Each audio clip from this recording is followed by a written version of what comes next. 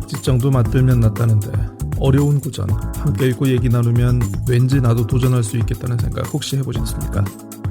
독서 팟캐스트 부끄럽지만 고전합니다는 그런 생각으로 모인 들바람, 꿈밥, 고칼 세 구도자의 부끄러운 도전기를 할 수 있는데요. 한 권을 읽더라도 고전의 신세계에 함께 하시는 여러분 모두를 환영합니다.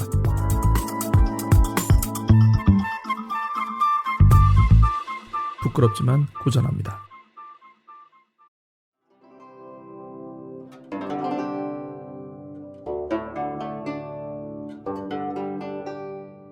가을이 오면 눈부신 아침 햇살에 비친 그대 미소가 아름다워요. 눈을 감으면 싱그런 바람 가득한 그대의 맑은 숨결이 향기로워요. 길을 걸으면 불러보던 그 옛 노래는 아직도 내 마음을 설레게 하네. 하늘을 보면 님의 부드러운 고운 미소 가득한 저 하늘에 가을이 오면. 네, 부끄럽지만 고전합니다. 11회 9월 7일 업로드분 방송 시작하겠습니다. 제가 이제 두 분을 위해서 또 9월 하면 또 이제 아직은 살짝 덥습니다만 또 이제 가을 아니겠습니까? 우리 저 이문세 님의 1987년작 가을이 오면 중에 일부 대목을 소개해드렸습니다. 안녕하십니까? 배가 고파지네요. 근데 그 노래 제가 개인적으로 좋아하는 노래 중에 하나예요. 한번 불러보세요. 부를 줄 알았다니까요. 가을이 오면 이렇게 하잖아요. 예. 계속 해주세요. 거기까지. 네, 계속 해주시죠. 역시 교회 오빠. 거기까지. 혹시 뭐 우리 꿈밤님께서는 이 가을이 오면 혹시 뭐 들으시면 뭐 배가 고프다고요. 배가 청고마비. 전생이 말이셨나? 청고마비. 네, 그렇습니다. 저희 또 요즘 팟빵 팟캐스트의 새로운 도서 분야의 포식자는 아닙니다. 요즘 주춤합니다. 새로운 대안으로 요즘 대안? 떠오르고 있는 부끄럽지만 고전합니다. 시작하도록 하겠습니다. 이 아이스 브레이킹을 하면서 제가 두 분을 소개를 해드려야 되는데 제가 좀 약간 처음에 진행을 좀 잘못해가지고 두 분이 그냥 살짝 나오시게 됐습니다. 네. 원래는 이제 저희 북극고전의 장자크 루소이자 향유골의 역할을 담당을 하셨는데 계속 늘어나. 요즘 살짝 좀 젖은 낙엽의 역할을 자처하고 계신 들바람님 함께 하시겠습니다. 안녕하십니까? 안녕하세요. 예, 들바람입니다. 젖은 낙엽은 또 뭡니까? 이게 뭐 이제 한 50대 넘은 남성들이 부인과 함께 사는 남성들이 주로 하는 단어예요. 젖은 낙엽처럼 딱 달라붙어 있어라. 절대로 벗어나지 말아라. 벗어나지 마라. 쫓겨나면 끝장이다. 그 이 배우자 분의 그렇죠. 바운더리. 그게 젖은 낙엽이다. 이렇게 합니다. 그 왠지 그런 느낌 들지 않습니까? 이제 그 어릴 때 꼬마들이 시장 가면 엄마랑 같이 시장 가면 엄마하고 이제 길을 잃지 않기 위해서 엄마의 그 치맛자락을 꼭 잡고 있는. 예. 네, 죄송합니다. 귀여우시다고요? 네. 본인은 그렇게 안 사는 것처럼 뭐 얘기를 하네요. 네, 그리고 지금 목소리로 그냥 뭐 갑툭튀하셨는데 우리 저 북극오전의 상괭이였다가 또 이제 개인적으로 또 이제 염둥이를 자처하시는 우리 꿈밤님 함께하고 계십니다. 안녕하십니까? 안녕하세요. 요즘 뭐 인기 좋으시다고. 제가요? 네. 그렇습니까? 아니 뭐 이따가 좀 약간 말씀을 드리겠습니다만은 우리 저 팟빵 맞아. 댓글 중에 저희 구독자 한 분이 그냥 꿈밤님을 네네네. 콕 찍어가지고. 그러게요. 네. 따스해졌답니다. 아이고 그렇습니다. 상당히 부러웠습니다. 여러분 이렇게 저 들바람님도 좀 지목을 해주시고요. 저 고칼도 좀 지목을 해주시면 감사하겠습니다. 아니 뭐 일단 들어주시는 것만 해도 감사하죠. 예. 네. 자 요즘 또 뭐 어떻게 지내고 계신지 모르겠습니다. 이제 9월이 시작이 됐는데 이게 비 날씨 때문에 요즘 정신이 없습니다. 맞습니다. 뭐 혹시 뭐 비 피해들은 없으셨는지? 비 피해는 없는데 이게 약간 너무 후텁지근한 날씨 계속되죠. 그렇죠, 그러니까 그렇죠. 안 그래도 맞아요. 습한데 계속 습한 날이 이어지니까 조금 그게 불편하네요. 우리도 들바람님께서 이거 습한 날씨 또 안 좋아하시지 예. 않습니까? 그것도 그렇고 제가 이제 시골에 단독주택에 사는데 아, 이 비가 오고 바람 불고 태풍이 치면 단독주택에 계신 분들은 상당히 스트레스를 받아요. 혹시나 뭐 집이 변고가 생길까봐. 비가 새지 않을까. 음. 이 많은 비에 의해서 어떻게 되진 않을까. 태풍을 치면 후다닥 뚜껑이 날아가지 않을까. 아이고. 엊그저께도 번개가 그리고 오늘 새벽엔 우리 동네 근처에 번개 맞아가지고 집이 홀라당 탔습니다.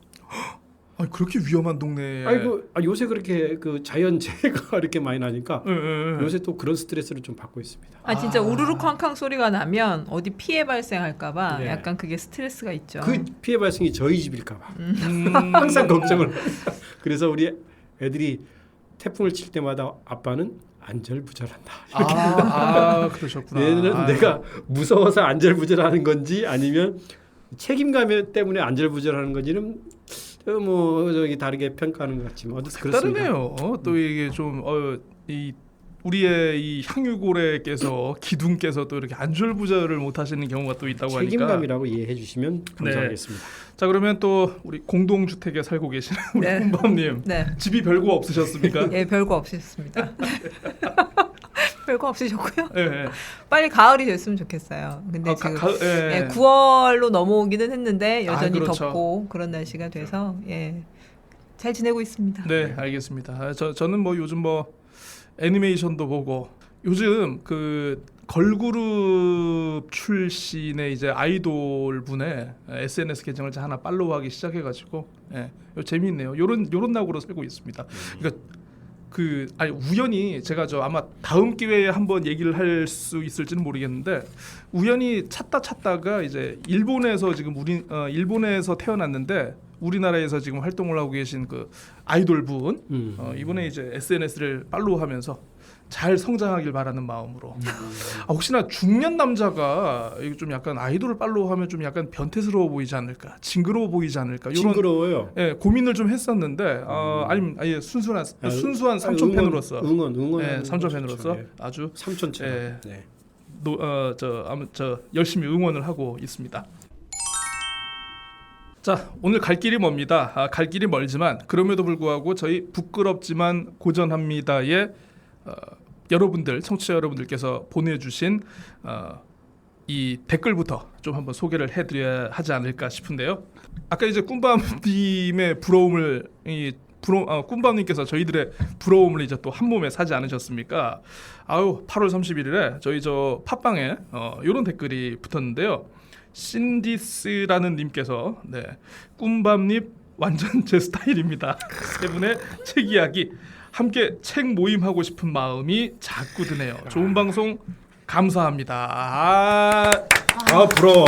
야, 이보다 더한 칭찬이 있을 수 있습니까? 아니 도대체 이보다 어떻게 더한 칭찬을 받을 수가 있겠습니까? 제가 그간에 정말 처절한 노력을 했으나 그거와 반비례한 결과로 나타나. 왜 반비례인가요? 이게? 그랬습니다. 그랬는데 이제 저를 격려해주는 부러워요. 댓글을 보면서 따스해졌습니다. 따스해졌습니다. 그렇습니다. 꿈밤님께서 또 이제 직접 답글도 달아주시고 신디스님, 저희 들바람님하고 고칼도 자세히 보면은 좀 좋아할 만한 구석이 있을지도 모르겠다.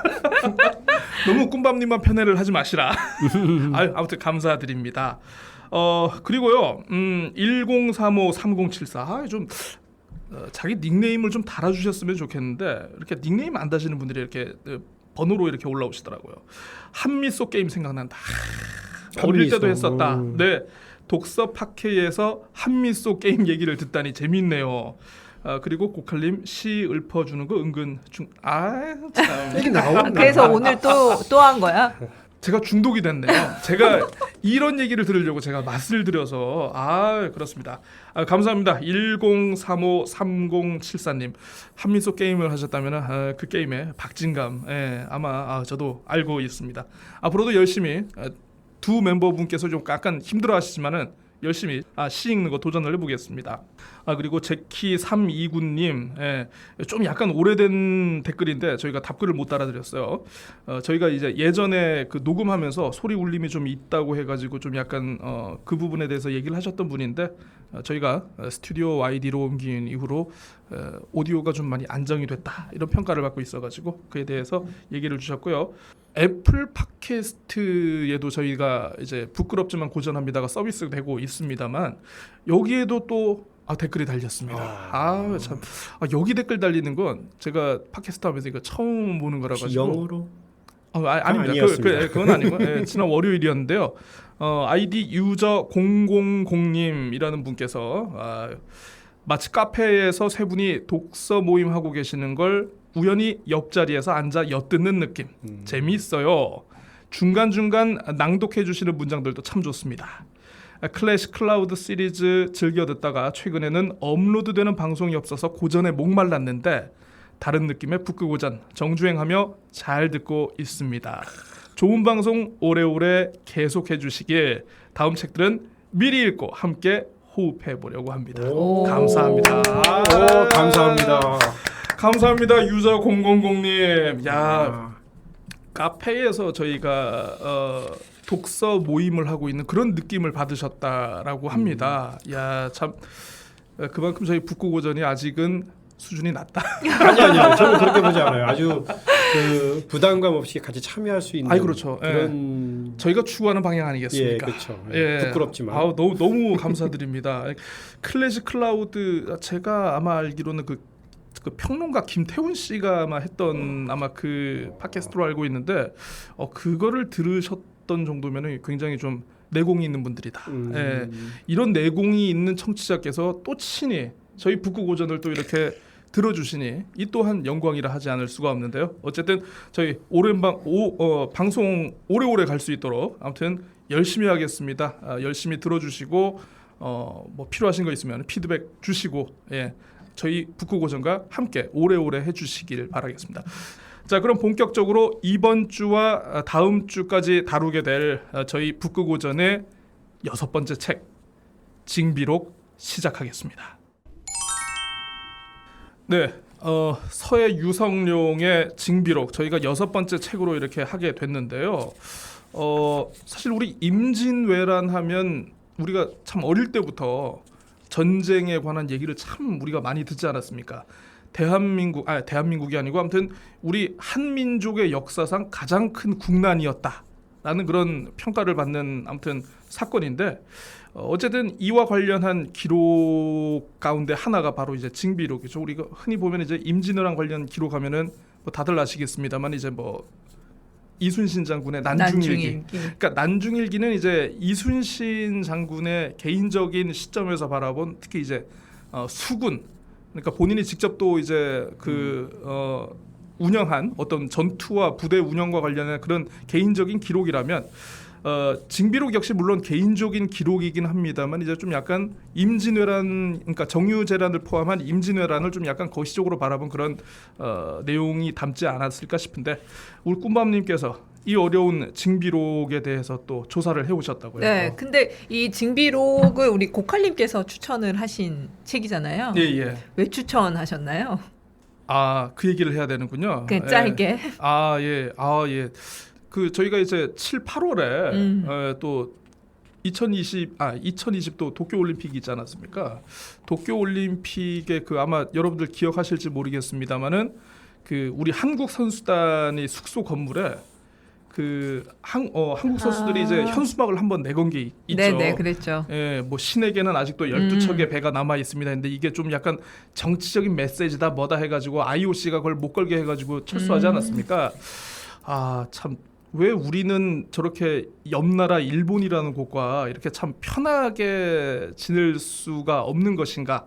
뭐 최근에 이제 뭐 어떤 역사 논란도 그렇고 이제 뭐 반도체 관련해 가지고 여러 수출 규제 문제로 여러 문제가 촉발되다 보니까 좀 그 기원을 거슬러 올라가서 우리 선조들은 저 나라의 사람들을 어떤 시각으로 보았는가? 그러셨군요. 좀 한번 이걸 좀 보고 싶어가지고 한번 하고 그렇군요. 됐습니다. 징비록은 네네. 국보로 지정되어 있는 책이에요. 국보. 국보 네네. 132호.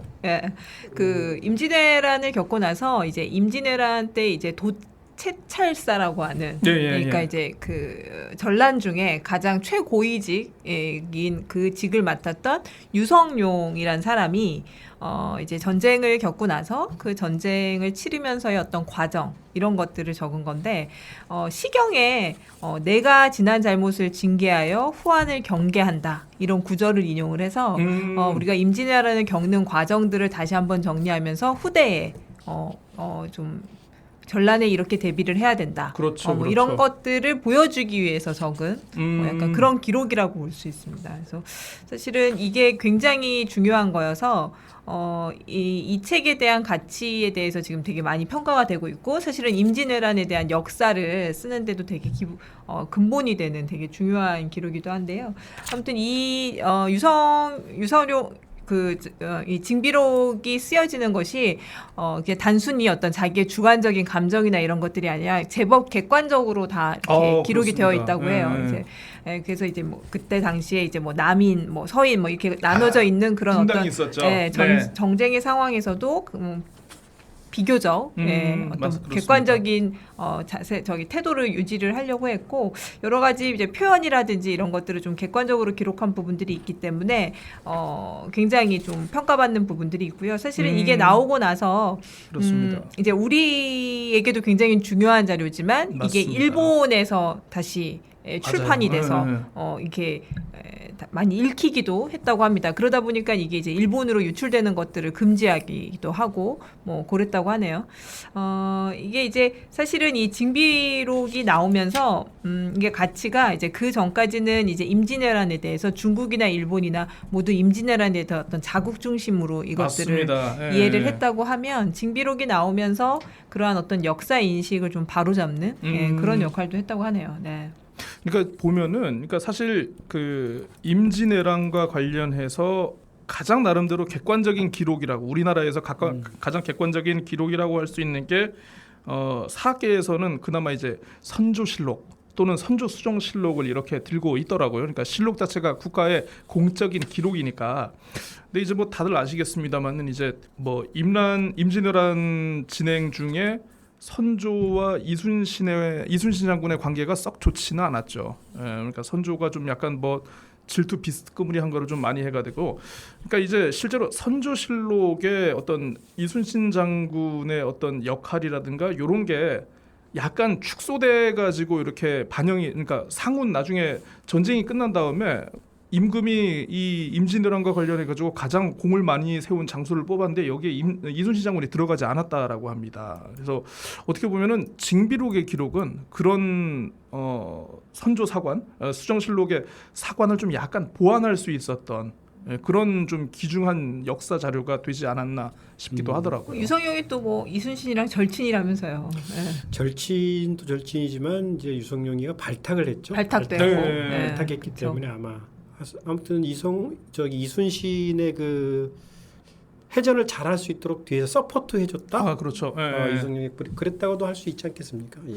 그러니까 전체적으로 이렇게 딱 읽어보면은 뭐 여러분들도 아시겠지만 이제 서해 유성룡에 대해서 이제 들바람님께서 좀 설명을 해주시겠지만 유성룡 자체가 사실 7년 전쟁 동안 재상을 하면서 사실 어떤 전쟁을 수행하는 중요한 역할을 했습니다만 사실 유성룡 대감의 역할이 주로 이제 명군을 서포트하고 지원하는 그런 역할이 많았거든요. 실제로 이분이 뭐 이렇게 뭐 군사와 관련해 가지고 뭔가 중요한 결정을 내렸거나 군사 작전과 관련해 가지고 뭔가 이걸 전세를 뒤집는 뭐 그런 역할을 하거나 그런 건 없었는데 이 징비록을 읽어보면 이분이 이 전쟁 승리에서 가장 크게 기여한 게 있다면 이순신을 발탁했다는 거예요. 네. 이거 자체로 모든 게 저는 사실 이 징비록 우리 고칼님께서 읽자고 했을 때 좀 뜬금없었어요. 뜬금이 없었죠. 네. 뜬금이가 없었어요. 근데 읽으면서 몇 가지를 생각하게 됐는데 일단은 기록이란 게 상당히 중요하구나. 그리고 우리 민족이 기록을 정말 잘하는구나. 기록의 민족이죠. 네, 기록의 그렇습니다. 민족인데 이게 1500년 그러니까 16세기 후반에 쓴 거죠. 그러니까 전쟁이 끝나고 1604년, 1603년인가 4년인가. 예. 유성룡이가 그 말년에 쓰기 시작한 기록인데 그 기록에 대한 그 기록도 중요하고 물론 이 기록도 중요하지만 아까 얘기했던 실록 같은 것도 상당히 우리 다른 민족들에서 상당히 이제 특이하게 생각하는 우리 민족을 특이하게 생각하는 것 중에 조선 시대의 모든 실록들이 다 기록이 돼 있다라는 거. 맞습니다. 그게 중요한데 국가적인 기록도 중요하지만 이렇게 그 자기 개인의 기록을 하는데도 역사적으로 상당히 기록을 많이 한다는 것. 우리 잘 아는 그 저 김정희 정약용 선생이 정약용. 예. 정약용 선생도 기록의 대가 아닙니까? 아, 그렇죠. 서적 그분은 근데 유배 가시는 곳마다 그냥 책을 다 뚝딱뚝딱 만들어내시니. 재미있는 건 제가 읽으면서 예, 예. 기록이 승리한다. 라는 생각을 갖게 됐어요. 왜냐하면 사실 징비록은 아까 객관적이라고 얘기하지만 이 징비록은 사실 본인이 개인적으로 쓴 겁니다. 그렇죠, 그래서 그렇죠. 예. 자기의 군사 전략 그리고 계획, 뭐 국가 운영은 왕이 했겠지만 왕에게 직언했던 내용들이 수용되지 못한 부분들, 그 맞습니다. 안타까움을 많이 기록을 해요. 예, 그래서 이렇게 터졌다. 그렇게 해서 이런 문제가 생겼다는 것을 은근히 많이 여기 써놔요. 예, 그럼 이걸 보면서 기록한 사람이 나중에 200년 후, 300년, 500년 후에 이긴다. 아니, 그러니까 저 뒷바람님 말씀에 제가 딱 공감이 되는 게 보기에 따라서는 네. 징비록이 서해 유성룡 대감이 자기의 나름대로 합리화를 위해서 이렇게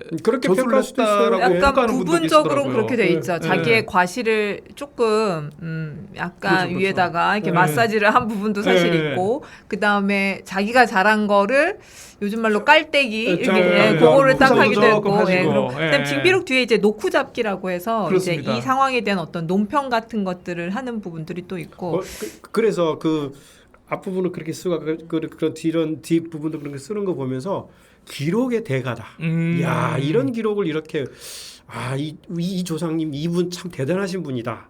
그러니까 모든 공문과 사찰과 이거를 내가 이걸 내가 정리해가지고 책을 낼 거다 해가지고 그리고 갖고 있었다는 당시 거 이 아닙니까? 사람의 위치가 굉장히 네. 고위직이었기 때문에 네. 그 당시에 기록이나 이런 것들을 보기 접근할 수 있는. 접근할 수 있는 물론 위치에 그렇기도 있었으니까. 하지만 이 사람이 나중에 내가 이걸 기록해야지 해서 그 준비했던 건지 아니면 원래 이게 이분이 학문적으로 워낙 이제 대가이기 때문에 그런 건지 모르지만 이거를 말년에 이렇게 슬픈 얘기인데 자기의 왕이 도망 다니고 했던 그 기록을 이렇게 했다고 했는데 기록을 한다는 거에 대해서 그리고 기록한 것을 내가 지금 읽고 있다는 거에 대해서 조금 아주 기분이 좋았어요.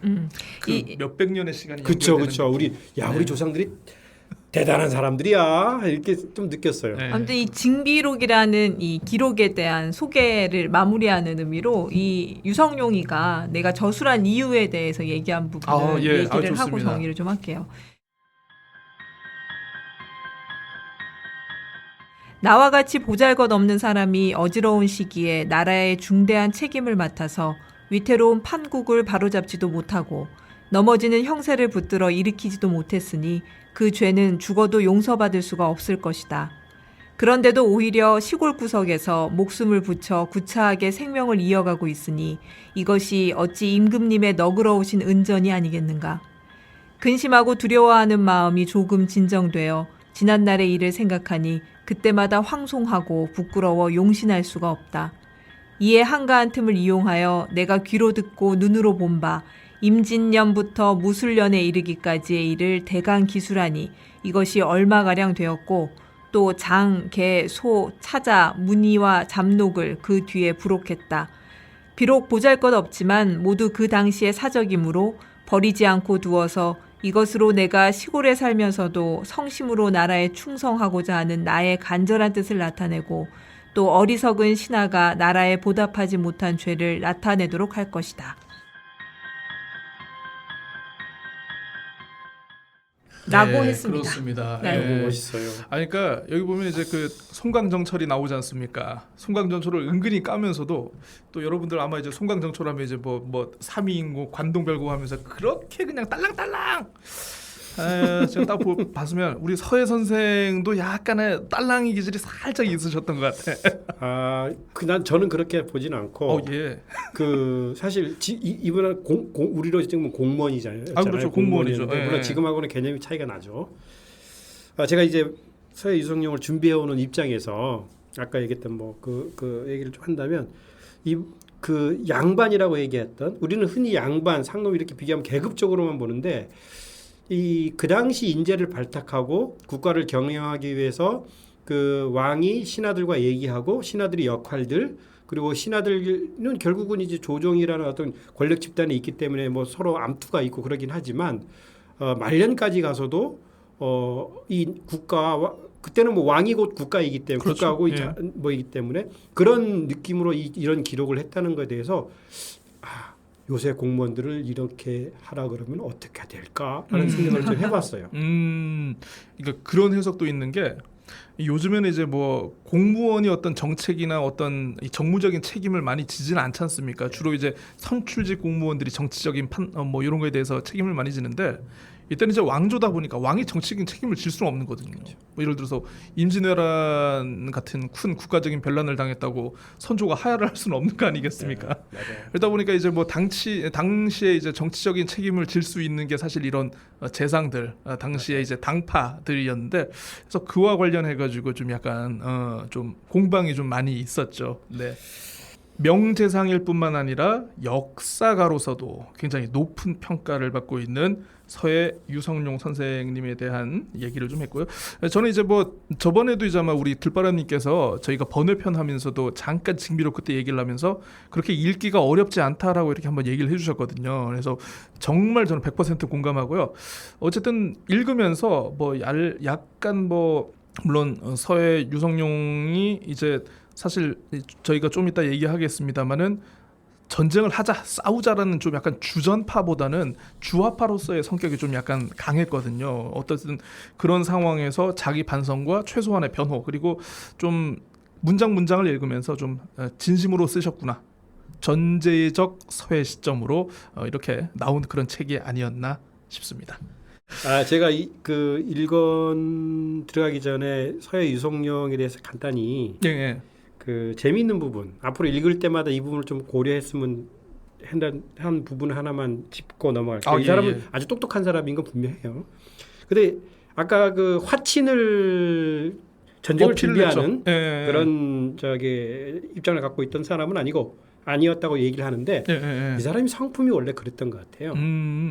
제가 다른 관련된 자료를 쭉 보니까 이분이 두 개의 학문을 갖고 있더라고요. 원래 이분들은 이제 명나라 오직 그렇죠. 명나라이기 때문에 오직 명리학만 예. 쳐다보는 사람이었는데 그 이황으로부터 그 사사를 받는데 넘버원 이황의 제자 중에서 일타 제자 무조건 이거 그렇다 아주 총기가 이겼던 사람인데 그런데 이 사람이 이황은 무조건 이거 명리학 이거 아닙니까? 근데 그 이후에 이분이 병법도 관련된 내용도 많이 나오고 그 이순신을 발탁하고 이순신에게 너 이런 병법을 이 책 한번 읽어봐라고 병법 책도 빌려줘요. 빌려줬는지 모르지만 그 정도로 실리에도 아주 강했어요. 그러니까는 사고의 체계가 단순히 하나의 사고에 갇혀 있던 사람은 아니다. 실사구시가 약간 있었고 그래서 나중에 정처를 어떻게 이 사람의 그 정처를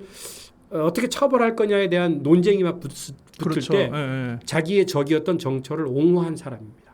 그 정도로 이제 그 학문적으로 또 아니면 이게 학문적이기 때문에 성품적으로 그럴 수도 있는데 그런 입장이 있었던 독특한 나쁜 말은 처세, 좋은 말로는 아주 유연함 그런 게 있었던 사람이다라고 먼저 제가 한번 말씀을 드릴게요. 요즘 정치인으로 보면 이건 뭐 간에 붙었다 쓸개에 붙었다 결코 그렇진 않습니다.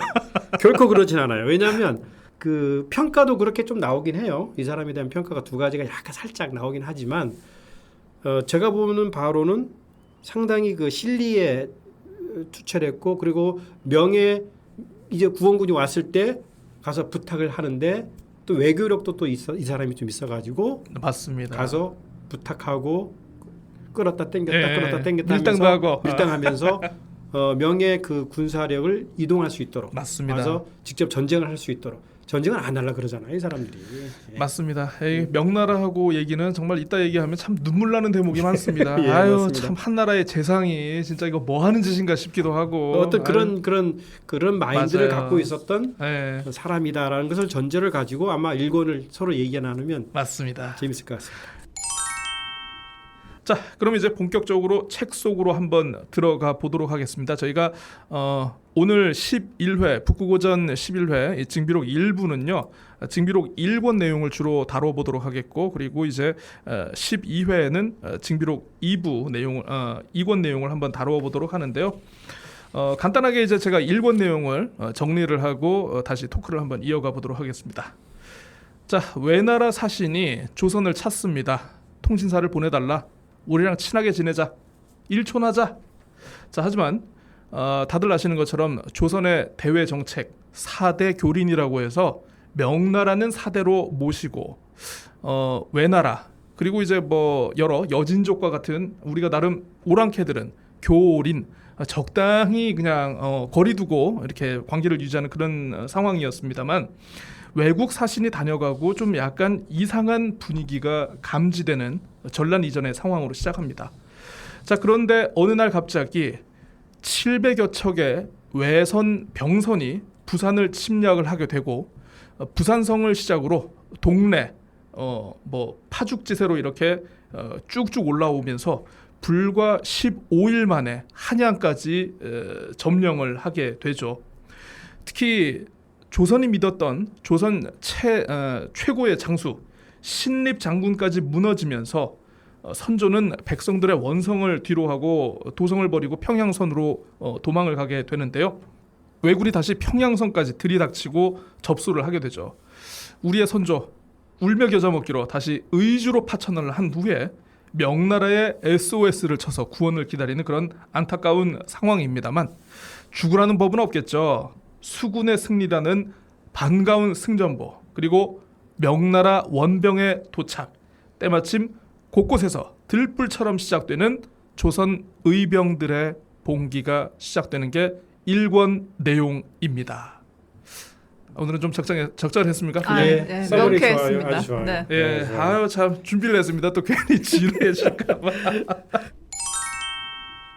그러니까 처음에 나오는 내용이 전란 이전의 정치 사회적 상황부터 얘기를 하는데, 제일 처음에 나오는 인물이 신숙주거든요. 예, 그러니까 신숙주하면 보통 저희가 알기로는 성균관의 대제학이었나요? 아무튼 그 학자 출신의 그런 양반인데, 그러니까 성종이 내게 남길 말이 있는가라고 물어보니까 원컨대 일본과 화친을 하도록 하시옵소서라는 그런 얘기를 남겼습니다. 그러니까 사실 이 대목을 남긴 거에서부터 전체적으로 징비록에 대한 어떤 서해 유성룡이 가지고 있었던 스탠스라든가 기본적인 방향이 이 하나에 정해져 있다라고 이렇게 보는 시각들이 많더라고요. 그래서 기본적으로 이렇게 신숙주의 얘기를 먼저 얘기한 거는 일본을 정확히, 그러니까 징비록을 남기면서 일본과 두 번 다시 이렇게 강토가 유린되고 백성이 고통받지 않는 상황이 되기 위해서는 일본과 화친을 하여라. 일본에 대해서 정확하게 실정을 파악하고 그들이 함부로 날뛰지 못하게끔 하여라라는 어떤 그런 메시지를 맞아요. 주는 것이 아닌가. 예, 오직, 그런 얘기가 있습니다. 오직 명나라라는 그런 그 사상에서 약간 벗어나서 유연함, 외교적인 유연함을 맞습니다. 갖고 있어야 된다는 것을 전제로 깔면서 시작되는 거죠. 네. 거기에서 이제 신숙주의 역할이 그렇게 나왔는데, 그 두 번째로 나오는 인물 중에 일본의 통신사로 조선에 온 그 다치바나 야스히로라는 인물이 있습니다. 그 다치바나 야스히로가 뭐 이제 굉장히 거만한 자세로 이렇게 왔다라는 표현이 그렇게 있거든요. 창을 들고 병사들이 도열을 했는데 너희들은 왜 이렇게 창자루가 짧으냐.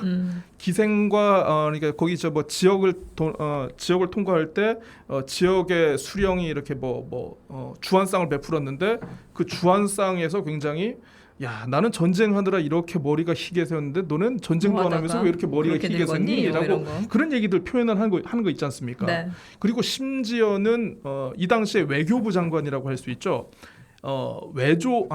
예조 판서가 베푼 정말 그 국빈급 만찬에 갔는데, 국빈급 만찬에서 갑자기 후추를 쫙 던져버리니까 악공과 이 기생들이 이 후추를 주워 다니게 좀 정신이 없었다라는 그런 표현을 하면서 니네 나라는 이제 곧 망하겠구나. 기강이 무너졌다. 네, 그런 표현이 있습니다.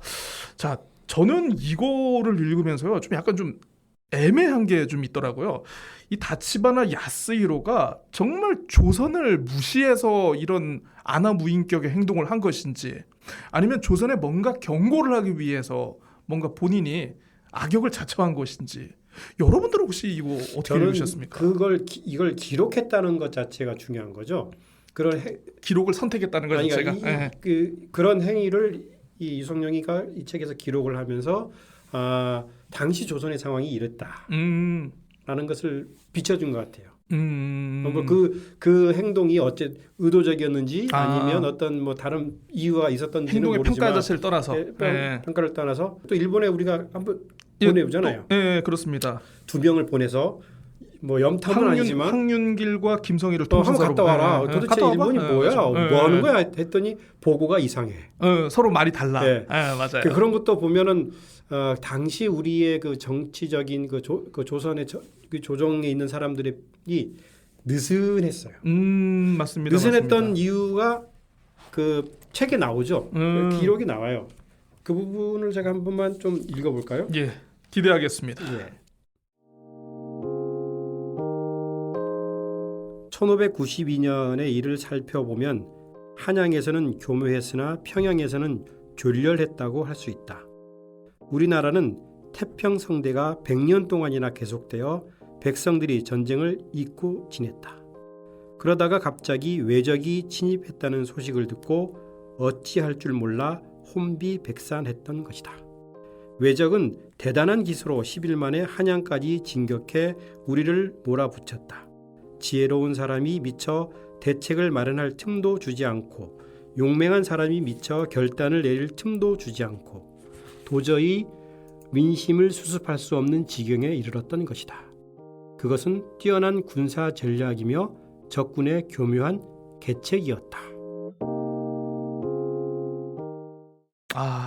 이게 당시 조선의 상황을 맞습니다. 아주 간단하게 묘사한 것 같아요. 우리는 100년 동안 태평성대를 지내서 우리 내부적으로 오직 명나라만 쳐다보면 되고 명나라가 모든 것을 맞습니다. 우리 뭐 어떤 침입 오랑캐로부터 우리를 같이 이렇게 해줄 것이라는 그런 생각이 지배적이었지 않았을까.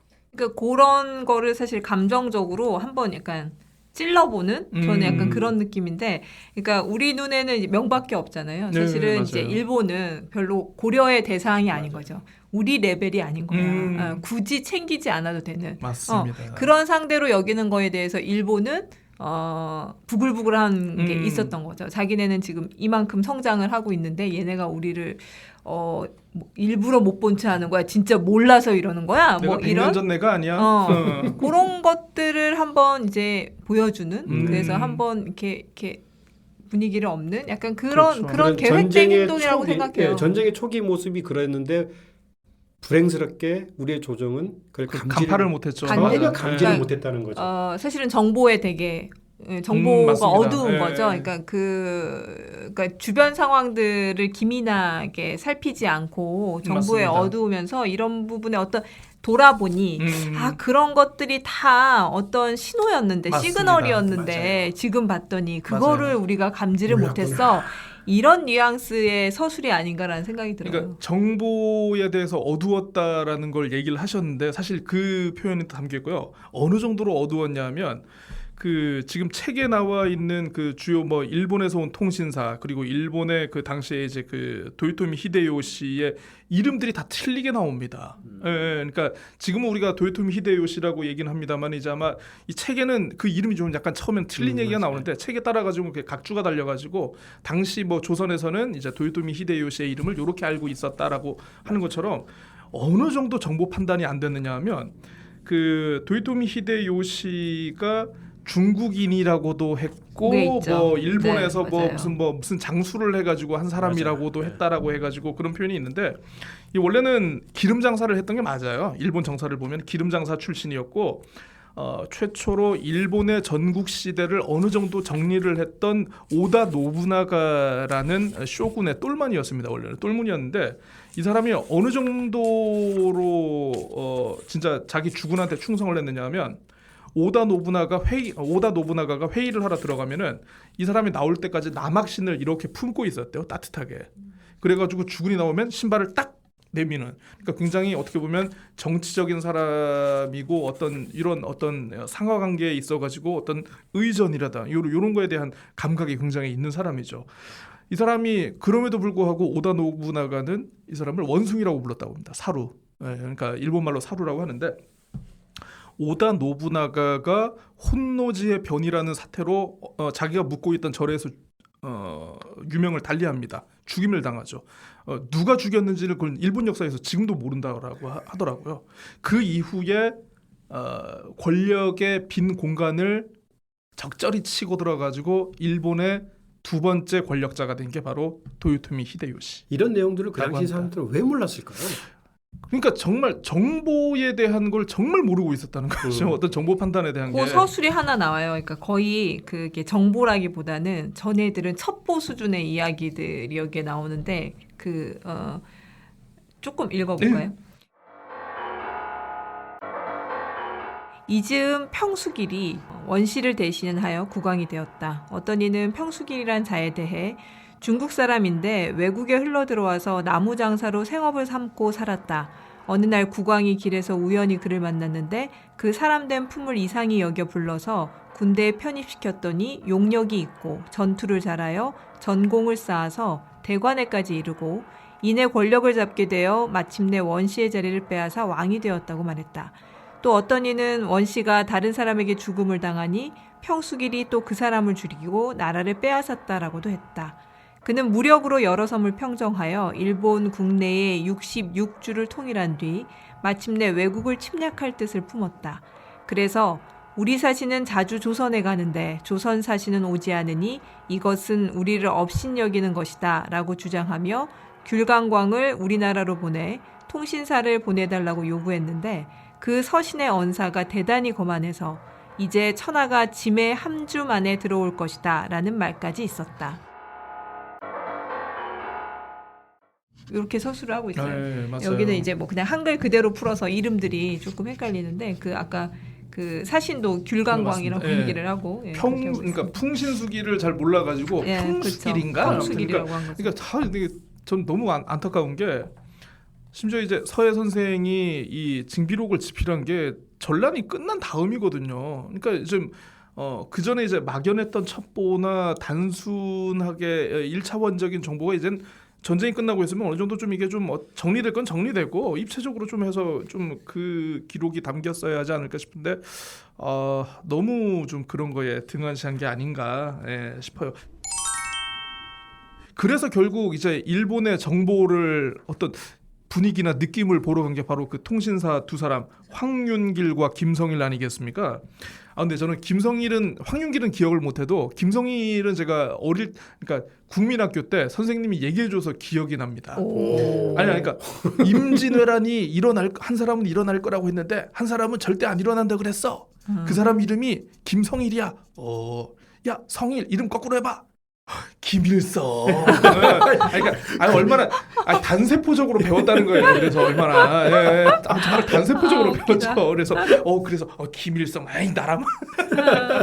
그러니까 그렇게 했는데 김성일도 이제 여러분들이 이제 이 책에 나와 있습니다만은 일본에 침략할 가능성을 낮게 본 게 나름대로 본인 이유가 있어요.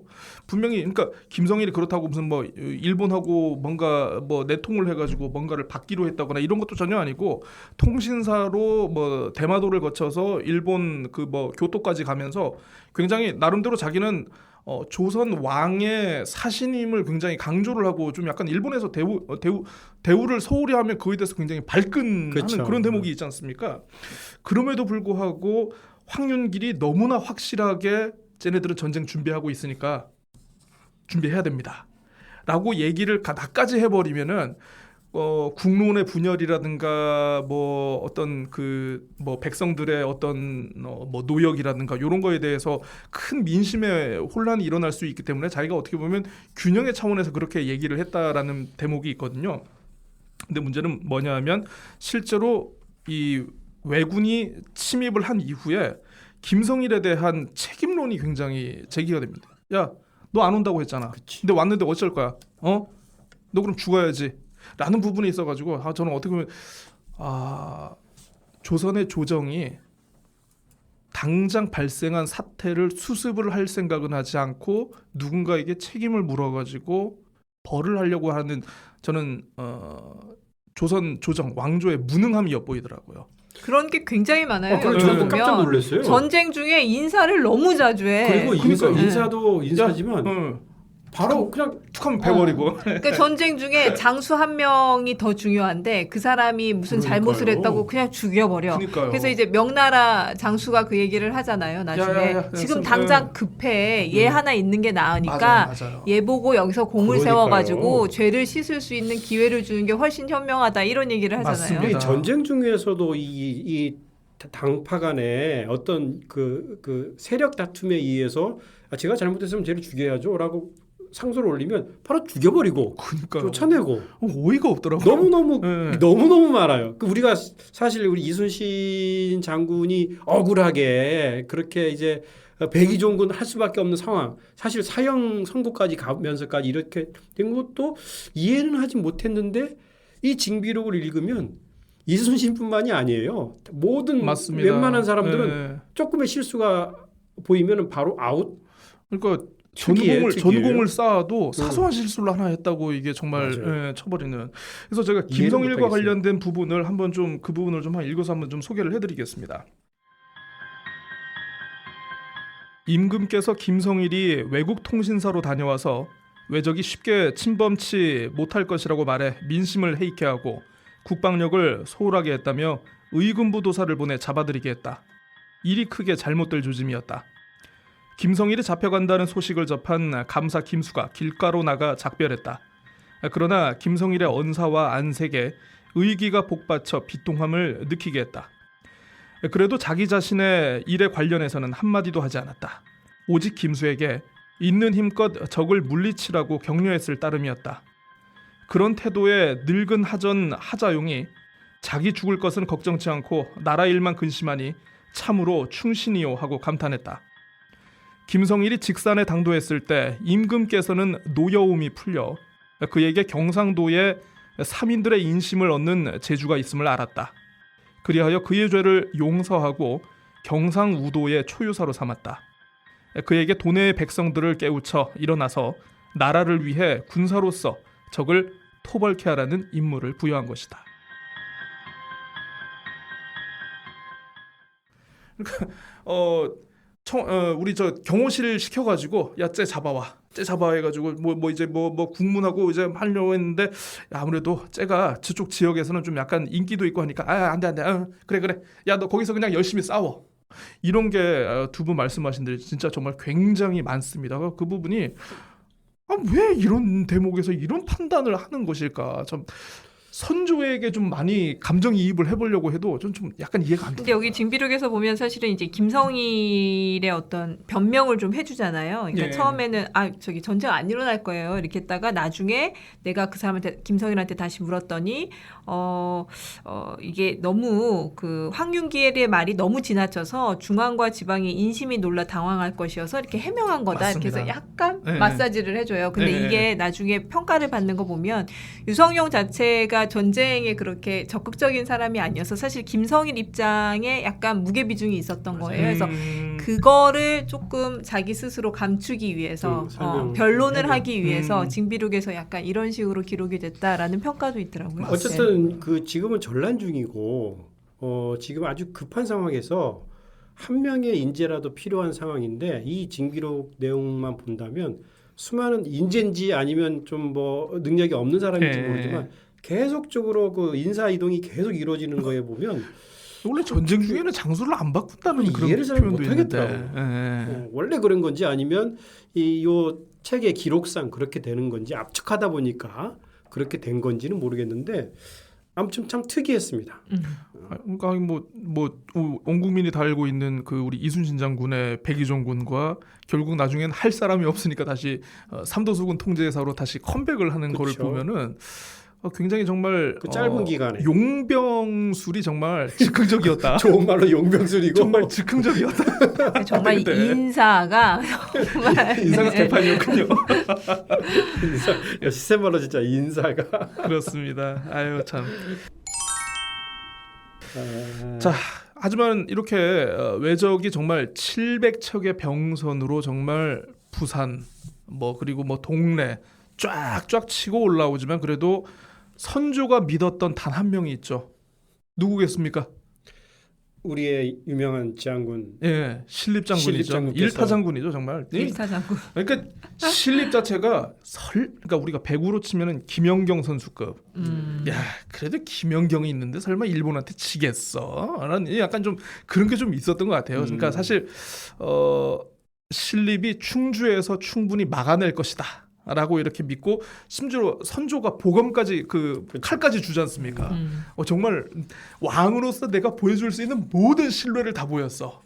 모든 신뢰를 다 보였는데도 불구하고 유성룡 대감이 신립에 대해서 좀 약간 안 좋게 여기되게. 예, 좀 약간 뭔가 좀 이거 좀 아니지 않나라는 그런 부분이 있었던 것 같습니다. 그래서 평소부터 잔인하고 사나운 성질이라는 평판이 있었다라는 그런 얘기를 하죠. 맞아요. 그래서 어쨌든 조선이 당시 가장 뛰어난 장수였고 임금이 정말 막을 것으로 왜적의 이 북상을 막을 것으로 믿고 있었던 장수였는데 성격부터 얘기를 하는 걸 보면은 어쨌든 뭐 이게 별로 안 좋았어. 결론적으로 가는 얘기이긴 합니다만은 야, 좀 그랬다라는 그런 생각이 들더라고요. 그래서 그 부분을 잠깐 좀 한번 얘기를 해보겠습니다.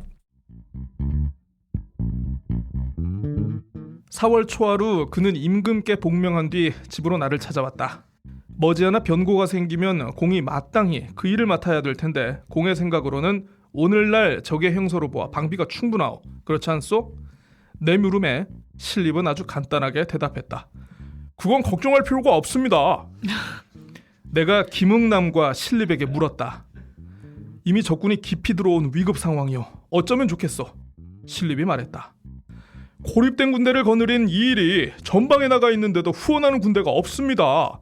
이런 판국이니 채찰사께서 내려가신다 해도 무장이 아니시니까 별로 도움이 안 됩니다.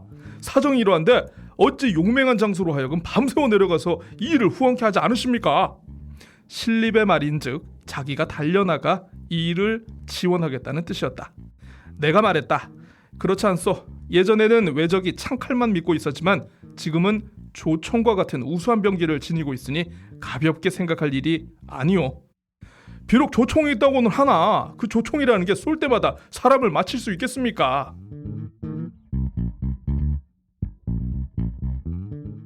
네, 그러니까 사사건건 네가 무슨 현장을 알아? 네가 무슨 외적의 외구의 목을 한번 배워보기나 했어?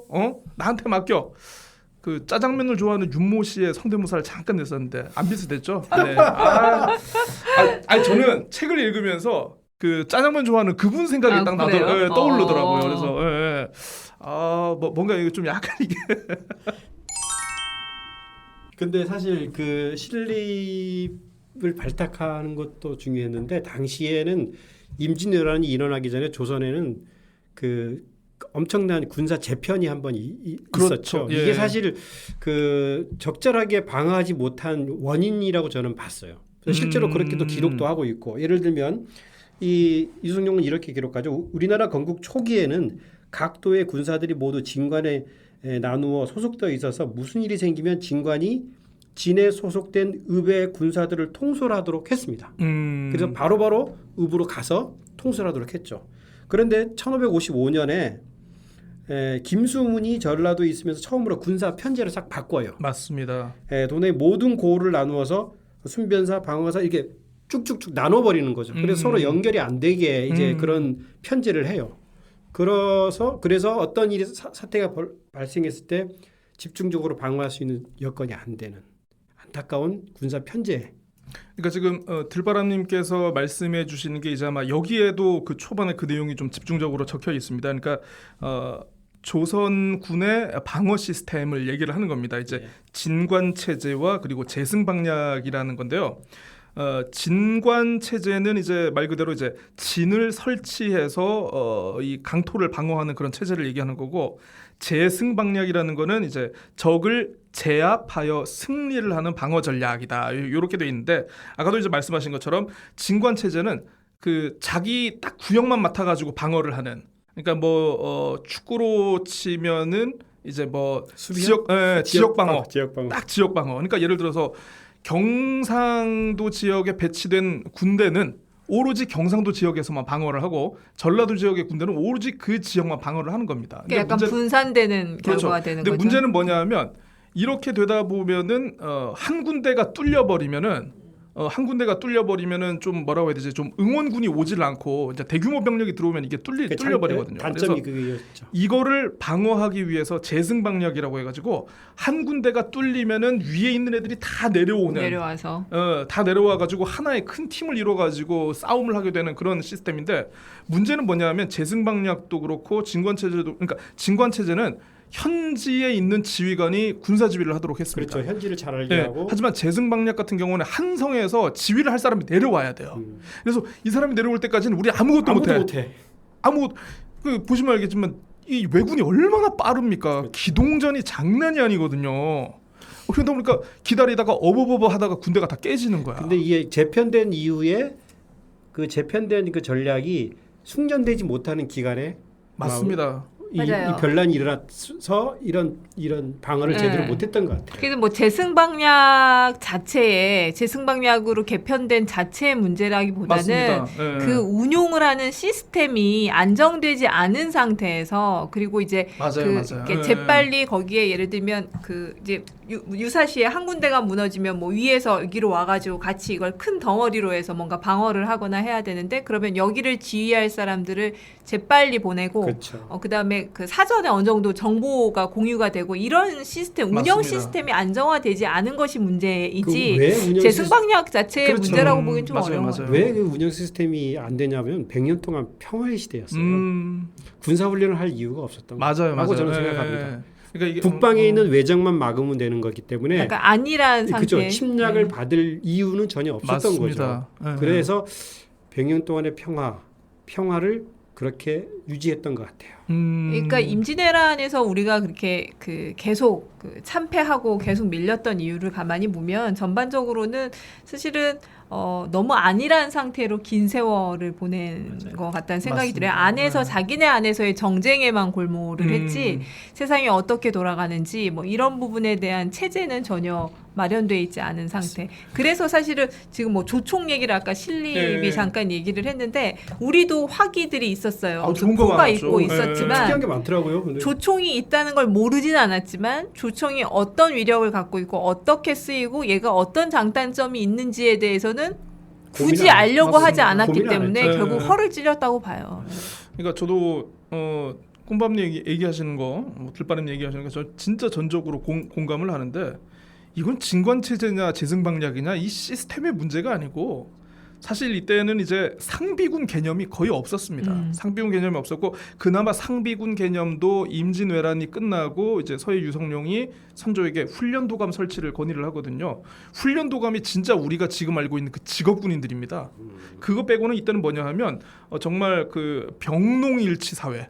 평소에는 열심히 농사를 짓고 그렇죠. 있다가 외적이 침입하거나 국가에 변란이 있으면 종을 땅땅땅땅 치면 군역을 하러 옵니다. 그렇죠. 곡괭이 들고. 예, 자기 집에서 뭐 칼 들고 뭐 창 들고 해가지고 이렇게 오는데 근데 이제 뭐 다들 아마 뭐 영화 우리 뭐 대립군 뭐 이제 그리고 이제 뭐 예전 고등학교 때나 중학교 때 역사 시간에 배웠던 한국사 시간에 배웠던 이 군역의 문란. 야, 좀 이거 받고 군대 한번 좀 대신 가주라. 요렇게 하다 보니까 병사의 숙련도라든가 어떤 이 전투 기술, 전투 감각이 굉장히 떨어질 수밖에 없었거든요. 그래서 아까 또 말씀하셨지만 너무 긴 시간 동안 평화의 체제에서 오래 있다 보니까 정말 우리는 뭐 그냥 북에서 내려오는 오랑캐들이나 맞고 가끔 남쪽에서 뭐 가끔 한 번씩 나오는 왜구들이나 이렇게 좀 진압하면 되는 상황이다 보니까 좀 약간 너무 그에 대해서 좀 약간 안이해져 있었다. 사실 그 안일함의 배경에는 또 우리가 문관과 무관의 그 사상적인 그 맞습니다. 국가 기강의 그 권력을 잡고 있는 틀이 좀 문제가 있었던 게 있죠. 맞아요. 우린 오직 문관 오직 그리고 문관. 예. 오직 명나라의 얘기만 들으면 된다라는 다 문신들이 싸우러 나가잖아요. 그죠. 그래서 나중에 문신들이 싸우고 다 문신들이 재밌어요. 예. 다 싸우러 나가는데 저기 오는 것만 보고 활도 한 번 못 쏘아보고 무서워서 다 도망갔다. 이 내용이 계속 반복되잖아요. 싸우러 오라는데 붙들고 오고 책 들고. 사람 이름만 바뀌어. 근데 조선은 사실 그 이성계가 무관 출신이잖아요. 그렇죠. 그렇다가 이제 하다 보니 이제 100년 동안 평화를 하다 보니까 이제 문관들이 나라를 다스리다 보니 이게 무관보기를 거시기하게 보고 그 무관에 그 갖고 있어야 될 권력이라기보다도 어떤 체계를 전혀 관심이 없었던 거죠. 뭐 그런 그 여러 가지 복합적인 원인이 있었던 것 같아요. 예. 일제 강점기 때 일본 그러니까 뭐 총독부나 그런 데서 그 조선이라는 나라를 평가를 할 때 대표적인 단어가 제가 알기로 아마 문약. 문에만 치우쳐가지고 약해 빠진 좀 약간 자기네들은 이제 상무의 국가, 일본은 상무의 국가고 조선은 문약의 국가다. 그렇죠. 거긴 칼싸움을 잘하는 나라죠. 예전에. 예, 뭐 그러니까 외구들은 다 칼싸움으로. 나라 자체가 뭐 이제 워낙 여러 개 아까도 이제 뭐 66개 주라고 했는데 그 66개 주가 서로 통일을 하기 위해서 뭐 얼마나 싸워댔으니까 사실 이때만 하더라도 정말 전투 감각 하나만큼은 조선군의 장정 5명이 소년병 1명을 못 이겼다고 하는 표현이 있었던 것 같아요. 그래서 정말 그 정도로 정말 게임이 안 되는 그런 상황이었죠. 가슴이 아프죠. 계속해서 이렇게 아무튼 탄금대 전투까지 결국 패배를 하고 이제 선조가 드디어 현타가 왔습니다. 야 이거 안 되겠다. 야 나 여기 있다가 우리 종묘사직은 고사하고 야 내가 위험하겠다. 그래서 이제 일단은 한성보다 이제 북쪽에 있는 평양성으로 이렇게 도망을 갑니다. 도망을 가죠. 뭐 이걸 왕이 도망간다는 걸 도망이라고 하지 않았고 뭐 파천 또는 몽진 뭐 이렇게 표현을 하던데 여기서 재미있는 대목 중에 하나가 재미있는 표현 중에 하나가 군작전을 봄놀이 하듯 하면 패전이 당연하다라는 그런 표현이 있습니다. 사실 임금의 행차, 어떤 임금이라는 절대성이 갖고 있는 어떤 이 권력의 냄새, 아우라가 굉장히 많이 없어집니다. 백성들이 소요를 일으키고 오히려 그냥 왕이 행차하는 길을 가로막고 왕이 정말 좀 약간 돌직구를 던지고 그렇게 왕이 떠나면 우리는 도대체 누굴 믿고 살아야 합니까? 그래서 참 굉장히 조선 수뇌부 지도부에 굉장히 무기력한 대목이 있었죠. 네. 왕이 떠날 때 네. 백성들이 하소연하는 내용. 맞아요. 있죠. 잠시만요. 그게 평양으로 갈 때인가요? 아니면 저 위주로 갈 때인지 정확히 기억이 안 나는데. 평양으로 갈 때 그게 있어요. 그래요. 네. 한번 제가 아니면 우리 아니 제가 있어요. 낭독에는 약해서. 한번 해주십시오. 네. 댓글에 낭독 잘한다고 나와 있어. 나는 갑자기 그 생각 나네. 힘을 내소서. 낭독하고 싫어. 왜 그러죠? 저도 하는데. 제가 한번 해보겠습니다. 그러면 안 되면 편집해 주세요.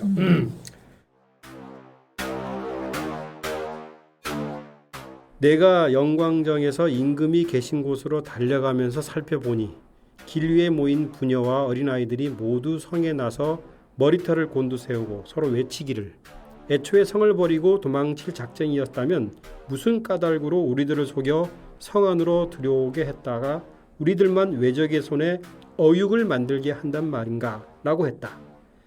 행궁의 문 밖으로 이르니 성난 백성들이 거리에 가득한데 모두 팔뚝을 걷어붙이고 칼이나 몽둥이를 가지고서 사람을 만나는 대로 후려치니 모두 매우 소란스럽고 북적거려서 제지할 수가 없었다.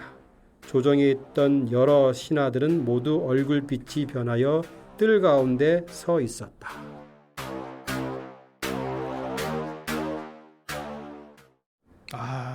참 너무 난리가 난 거죠, 난리가. 예. 이제는 뭐 백성이 이제 뭐 왕이고 뭐고 다 필요가 없죠. 이제. 아프가니스탄 생각나지 않습니까?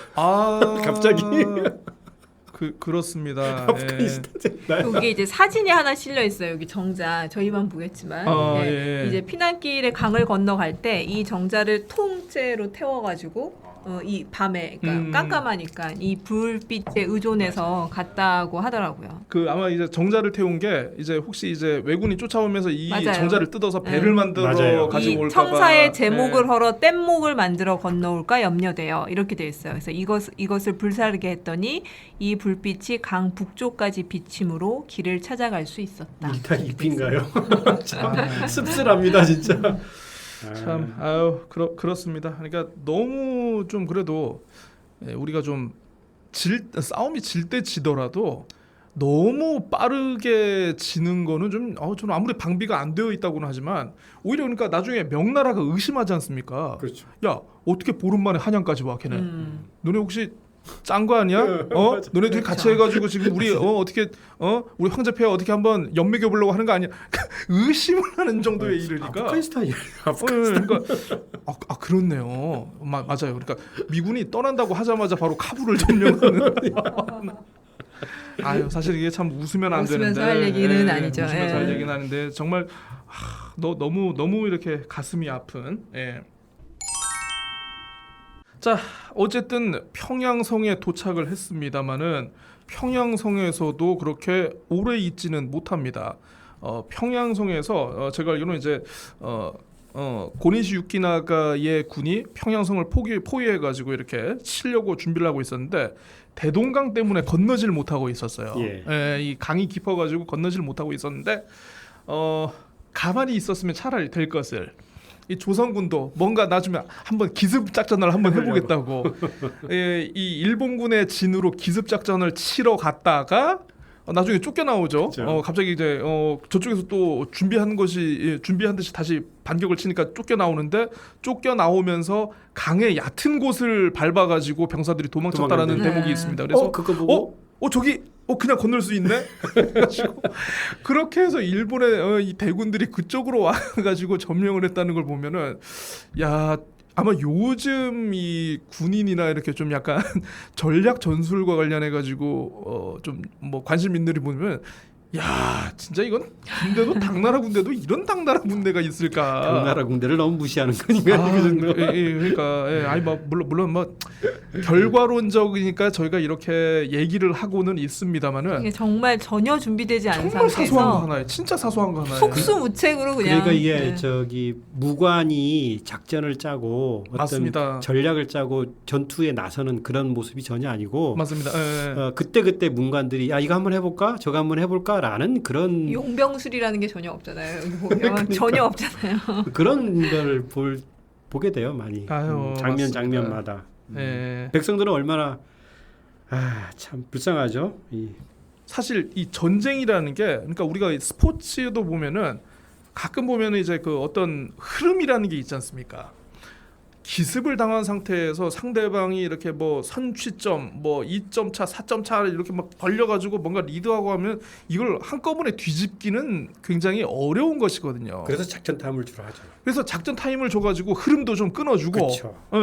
좀 정신도 좀 다독이고, 야 정신 차려, 이 게임 질 거야? 야 우리 국대 이번에 마지막이야.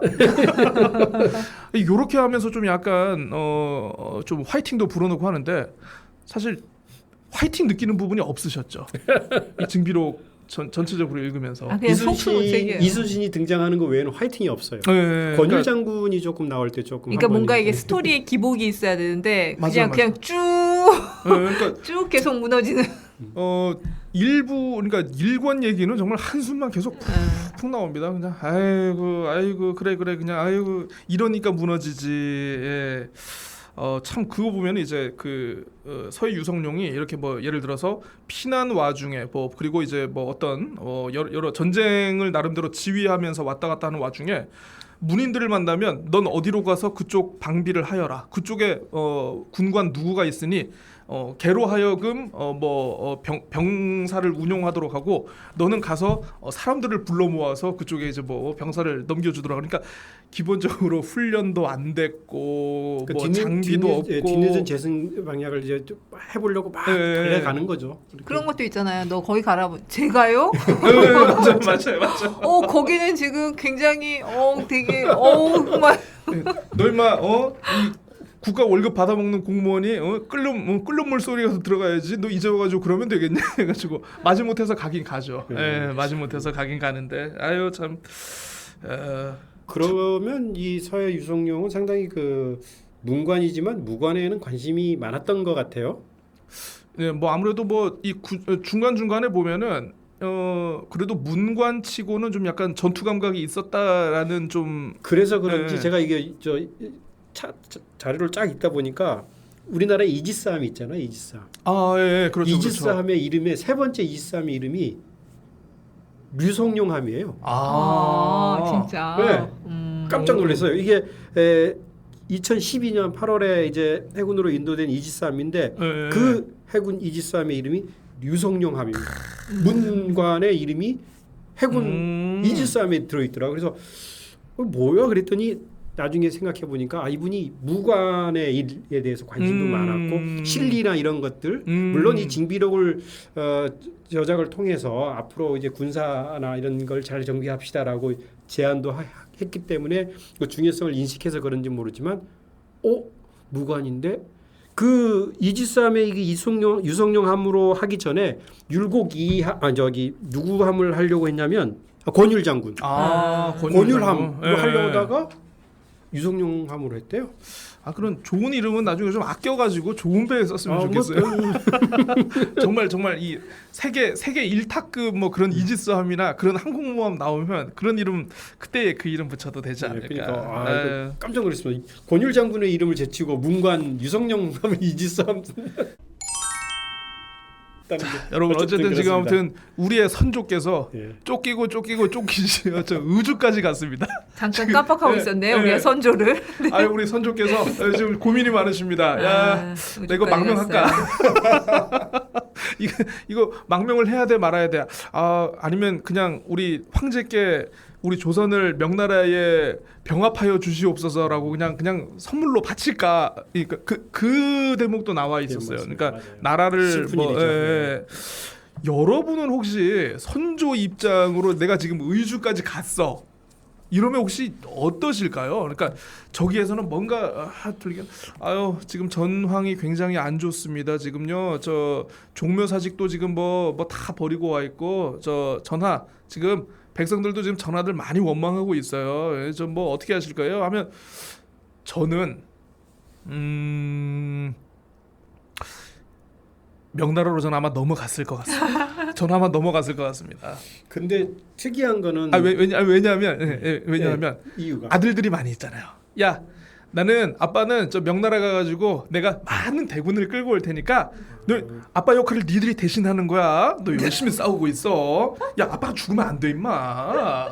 아니면 내가 양유할까? 너 누가 왕할래? 누가 왕할래? 너네들 다 하기 싫지? 거봐 아빠는 일단 살아야 돼.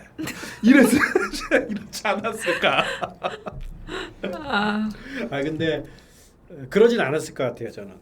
제가 같으면 그 당시 분위기였으면. 왜냐하면 조선이라는 나라는 특이한 게 물론 이제 그 명나라라는 그 어떤 사상적으로 상당히 그 지배적인 구조, 사상적인 지배에 있었지만 실질적으로 독창적인 문화를 그 당시도 갖고 있었던 것 같아요. 그렇죠. 꼭 이렇게 무조건 흡수되지. 그러니까 권력 체계도 그렇고 문화 체계도 그렇고 그래서 은근히 물론 언어도 다르고 그런기 때문에 글로 가지는 않았을 것 같아요. 오직 거기서 버티면서 그 대군 뭐 천자의 나라에서 빨리 군사가 오기만을 끝까지 기다리지 않았을까라고 저는 생각을 합니다. 왜냐하면 군사를 도와줄 나라지 뭐 그냥 우리가 가서 이게 바칠 나라는 아니다 이렇게 그 문화적으로 그러지 않았을까. 아이덴티티는 있었다. 네, 그렇죠. 최후의 자기 정체성. 그렇죠. 한민족. 역시 저런 분이 왕을 하셔야 돼요. 우리 저 꿈밤 여왕께서는 혹시 망명하진 않죠. 야. 최대한 정신줄을 제가 붙잡고. 뭐가 됩니까 그러면? 최대한 정신줄을 붙잡고 여기서 어떻게 수습을 해야 될 건지에 대한 것들을 생각을 해야지. 그리고 방향성을 생각을 해야죠. 여기서 어떤 스탠스로 우리가 지금 상황을 수습할 건지를 생각을 해야지. 지금 자기 살자고 망명이 웬 말이야. 그래서 지금. 기다리잖아요. 빨리 가서 대군 빨리 명나라 군사 빨리 오게 해. 두 분 얘기를 듣고 보니까 사실 이 징비록 전체적으로 뭐 우리 임금인 선조께서 뭔가 판을 뒤집을 수 있는 뭔가 승부수를 던졌다라거나 아이디어를 내놨다거나 아니면 뭔가 없지. 좀 왕이 좀 뭔가 좀 이렇게 백성들이 좀 뭔가 파이팅할 수 있는 뭔가 액션을 했다거나라는 게 전혀 없어요. 네, 징비록만 보면 그렇죠. 옆에서 신하가 저 누가 이렇게 잘못을 했습니다. 얘를 혼내야 될 것 같아요. 이렇게 그래 목을 베어. 근데 뭐 또는 아무 말도 아무 말도 없으셨다. 선조 실력을 또 봐야 돼요. 맞아요. 또 네. 선조 입장을 또 들어봐야 되는 맞습니다. 거군요. 그렇죠. 네. 재미있는 얘기 여기 선조 실록에 보면 지적이에요. 선조 실록에 기록한 이 유성룡의 평가가 있어요. 뭐 이거 전체는 아니지만 한 줄만 얘기한다면 이거 좀 완전히 지금까지 얘기했던 거 완전 뒤집어지는 내용인데 이해가 앞에 닥치면 동요를 보였기 때문에 임금의 신임을 오래 얻었으나 고든 말을 한 적은 별로 없고 정사를 오래 맡았으나 잘못된 풍습은 구해내지 못하였다. 이런 기록도 있어요. 실록의 유성룡의 평가예요. 별로 좋아 보이진 않네요. 그렇죠. 그러니까 여러 가지 일들을 했지만 결정적일 때는 살짝 뒤로 뺐다. 이런 평가도 할 수 있고 여러 가지 오랫동안 정사를 했지만 잘못된 제도를 바꾸려고는 하진 않았던 것 같다. 이렇게 평가하잖아요. 그러니까 아까 말씀하신 대로 징비록만 보고 선조를 평가해서는 안 되고 맞습니다. 쓰는 자의 몫이에요. 그렇죠. 쓰는 자가 기록한 사람이 이긴다는 거니까요. 뭐 물론 이건 뭐 이제 뭐 기록의 재구성이고 뭐고 하겠지만 지금 들바람님 얘기를 딱 들어보니까 제가 초기에 아까 이제 저희 에피소드 처음에 하면서 이제 대표적인 주화파의 성격을 갖고 있는 분이라고 얘기를 했지 않습니까? 그러다 보니까 이 병자호란 때의 주화파인 그 최명길하고 많이 비교가 되더라고요. 근데 뭐 물론 이게 최명길의 진짜 모습인지 뭔지 모르겠습니다만 이제 저는 이제 그 영화 남한산성으로만 봤기 때문에 거기 보면 이제 이병헌 배우가 또 최명길을 하지 않습니까? 화해를 하자고 그러니까 화친을 해야 한다라고 주장을 하는데 그 화친을 해야 한다는 자기의 이유가 정말 목숨을 걸고 맞아요. 예. 살 길이 있어도 적의 아가리 속에서도 뭐 살 길이 있는 법이고 일단은 뭐 살아서 후일을 도모해야 뭐 그러니까 이게 정말 내 편하자고 하는 게 아니고 정말 국가 전체의 명운을 걸고 이 상황 판단을 해야 하기 때문에 정말 자기의 목을 내놓고 이렇게 좀 화친을 주장하자라는 그런 측면이 있었는데 선조실록은 또 우리 근데 개인적으로는 상당히 높게 평가해요. 네. 여기 보면 학문을 열심히 익혀 종일 단정히 앉아 있으면서 몸을 비틀거나 기댄 적이 없으며 잠깐만. 남을 대할 적에는 상대의 말에 귀를 기울여 듣고 말수가 적었다. 이게 성품은 넘버원이에요. 넘버원. 그래서 오랫동안 정치에 입문했지만 잘못된 풍습은 구해내지 못하였다. 네. 정책을 제도를 바꾸지 못했다. 좀 뭔가 환상이 깨지려고 그러니까 하세요. 이렇게 강하게 밀어붙이는 스타일은 아니에요. 그렇죠. 그래서 이 사람이 성격이 아까 처음에 제가 얘기했듯이 그 약간 그 실사구시라는 걸 반대로 얘기하면은 아까 이거 이리저리 살짝 눈치도 보고 이랬을 수도 있다라는 그런 거죠. 유연한 성격, 유연한 정무감각. 좋게 얘기했을 때. 네, 그렇습니다. 자, 하지만 이제 저희가 징비록을 읽으면서 물론 답답함이 끝나지는 않았습니다만 조금씩 이제 사이다 스토리가 들어오기 시작합니다. 드디어 이제 이순신 장군의 승전보가 이제 연이어서 계속 들어오게 되죠. 네. 이 처음에 나오는 해전이 아마 이게 뭔고 보니까 잠시만요. 거제 앞바다에서 왜적이 크게 패망했다라는 표현이 있습니다. 이게 아마 견내량 대첩 요렇게 지금 돼 있더라고요. 그래서 서서히 이제 이순신 장군의 활약이 시작되는데 이제 아마 이 임진왜란에 관심이 있는 분들은 아마 이제 많이 아실 겁니다. 이게 그냥 단순히 수군의 활약이 아니었고요. 일본군이 이 당시 왜군이 우리나라 조선을 이제 침입을 했을 때 이 북상에 대한 원래 플랜이 이거였답니다. 이제 육군은 그대로 조선 밑에서 이제 1군, 2군, 3군으로 나눠 가지고 북상을 하고 이 굉장히 빠른 시간에 단시간 내에 북상을 해서 전체적으로 선조를 잡아가지고 뭐 항복을 받자라는 그런 것이었는데 이 군에 대해서 원래 이제 보급을 해야 될 거 아니겠습니까? 보급은 이 당시에 조선 길이 굉장히 울퉁불퉁하고 길이 좁고 대량의 어떤 군사적인 보급 이 보급이 이루어지기에는 좀 약간 군수품이 날아지기에는 굉장히 좀 한계가 많았다라고 합니다. 그래서 어쩔 수 없이 배를 통해 가지고 이걸 서해로 돌아가려고 했었는데 이거를 이순신 장군께서 남해에서부터 틀어주고 있으니까 보급품이 가지 못했다. 그렇죠. 그러다 보니까 굉장히 빠른 속도로 평양성까지 치고 올라갔는데 평양성에서 이제 더 이상 치고 올라가지를 못합니다. 예. 예, 그 와중에 또 명군이 이제 들어오기 시작했고요. 평양 이남 지역에서는 다들 아시는 것처럼 이제 이 책에서 나오는 것처럼 지역마다 의병이. 예, 의병하면 또 이제 그 유명한 표현이 있지 않습니까? 이무진년의 의병이었던 자의 자식들은 으르민년의 맞아요. 의병이 됐죠. 미스터- 으르민년의 의병이었던 자의 자식들은 지금 무엇을 하고 있을까? 제가 그거를 찾아왔거든요. 한번 해주시죠. 한번 해주시죠. 아니 저는 집에서 여번 연습했는데 안 되겠더라고. 한번 해보십시오. 아니 한번 해보십시오. 전혀- 괜찮습니다. 프리즈. 전혀 안 돼. 전혀 안 돼서 한번 해주세요. 아니, 아니, 안 진짜- 넣을게, 안 넣을게, 안 넣을게. 안 되더라고. 한번 망가져 한번 주세요. 해보세요. 예. 아니 한번 진짜 안 해보세요. 돼. 예. 아니야. 그냥 이거 찾아왔어요. 예, 한번 해보세요. 아니 못 하겠다니까. 아니 안 넣을게, 안 넣을게. 아니 예. 넣어도 상관없는데 못해. 하려고는 안 했어 시도를. 요즘 내가 미스터 선샤인을 약간 다시 보고 있거든요. 보고 계십니까? 네, 다시 보고 있는데 뜨겁지 않습니까? 생각이 나가지고. 네. 근데 그 보면은 의병의 활약에 대해서 그렇게 생각보다 그렇게 이게 큰 도움이 되지는 않았다라는 표현이 징비록이 그렇게 예. 징비록에는 그렇게 되어 있죠. 징비록에는 그렇게 되어 있습니다. 저기 의병 김천일 대원은, 예. 의병대장에 대해서도 약간 약간 부정적으로 여기 그렇습니다. 보여져 있고 그렇죠. 자, 요렇게 해가지고 저희가 일단은 징비록 1부를 마감을 하게 된대요. 무서워요. 일본이 사실 여기는 정확히 안 나왔지만 상상해 보기에 그 군사력을 상당히 많이 준비해온 조총, 우리는 보통 조총 때문에 예. 쫄딱 망했다. 저도 어릴 때는 그렇게 들었습니다. 그렇게 됐고, 조총 때문에 졌다. 라고 생각했는데 예. 우리도 사실은 그 화포가 있었죠. 화포라든가 네. 특이한 비격진천뢰라는 수류탄. 그게 수리탄인가요? 예, 예. 수류탄입니다. 그거. 그런 게 있더라고요. 우리도 나름 많았는데. 네, 많았고 그리고 심지어 나중에 명나라가 와서 명나라가 봤나요? 우리가 봤나요? 했더니 왜군의 체격이 진짜 작았던 모양이에요. 예.